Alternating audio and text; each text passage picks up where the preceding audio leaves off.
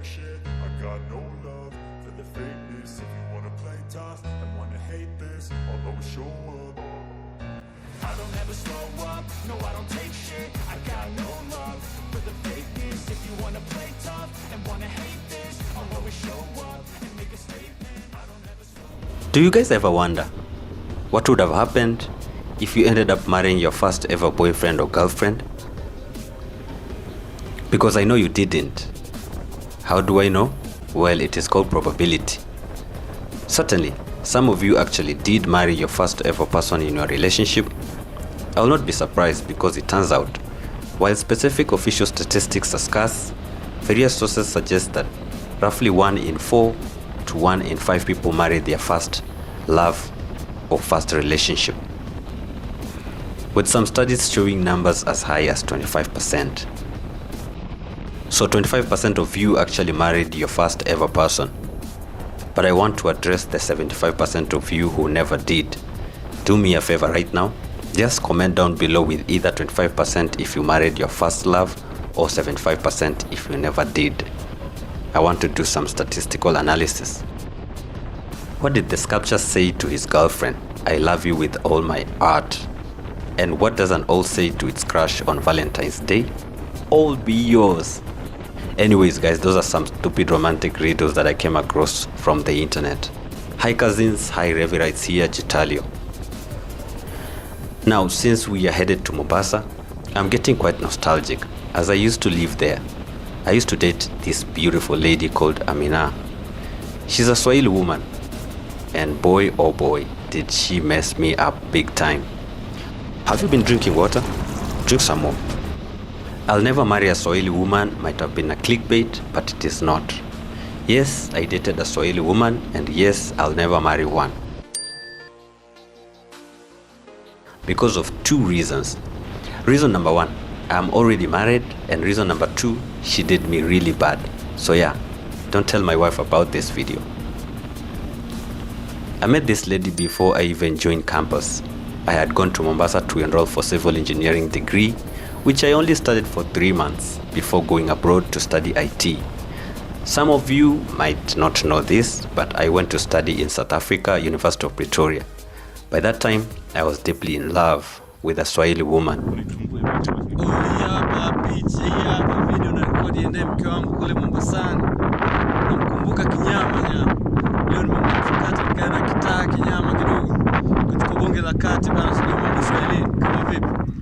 Yeah, baby, love you. In this video, for reference, I'll just use one name, Amina, so that you won't identify her. I don't want no trouble. I'm just narrating my life story. Japata elenga Mombasa, mimi ndo nimemchelewesha.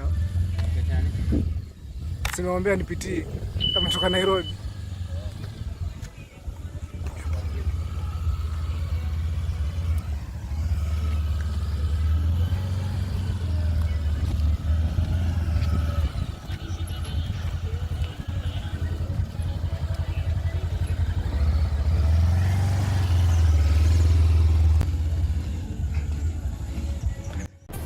So every year, while in South Africa, I used to fly back to Kenya at least once or twice to just check up on my family. But the other major reason was to see my then lovely girlfriend, Amina. One thing you should know, Swahili women know how to love. They are taught and trained by their nannies how to treat their husbands since when they are young. So once you're hooked in, it is very likely that you'll stay there for a very, very long time, for better, for worse. Keep in mind, this tradition has faded away over the years, so not all Swahili women are trained anymore. To cut the long story short, after my studies, I flew back to the country to find a job and settle with Amina. But there was a problem, and we knew about this problem right from the beginning. And this is another lesson, so listen. Amina and I were from different faith and religions. She's a Muslim, I'm a Christian, so our parents were against it, especially Amina's mom. She even warned us, telling us, should we ever get married, she would disown and curse her own daughter. Man, this was serious, but we didn't listen. They say to be in true love, you first have to be young and stupid. not wise and old. We were very young and dumb. I should have mentioned that when I was down south, I used to send her some money and gifts all the time. At one point, I even covered some school expenses for her younger sister, who was in primary school then. And it was no big deal. It was never a problem because I was making some cash from tutoring jobs, and we used to be given some stipend money every month as well. And the mom didn't seem to have any problem with that, since it was a long distance relationship and Amina probably did not even really discuss about us with her anymore. But now I was back in Kenya and I got a job in a bank. I started living in Mombasa and rented an apartment very close to her home, so we could see each other every day if I wanted. So we could go out, go to the beach, have fun, and when I had time, just take some time off. And this is where the cracks started to show. So far so good. Almost a year passed. Amina could come visit. We could discuss so many things about life, about our future together, but never about marriage. Anytime I brought this up, she would just quickly shift the topic or just shoot it down with some lame ass joke, and I started noticing. At this time, we saw ourselves as grown-ups. We discussed openly about how harsh the reality can be at times. We knew that our parents didn't want us together, especially her mama. I remember one day, Amina wanted to go see my mom, so we planned a trip to go back to my home village one weekend in Taita.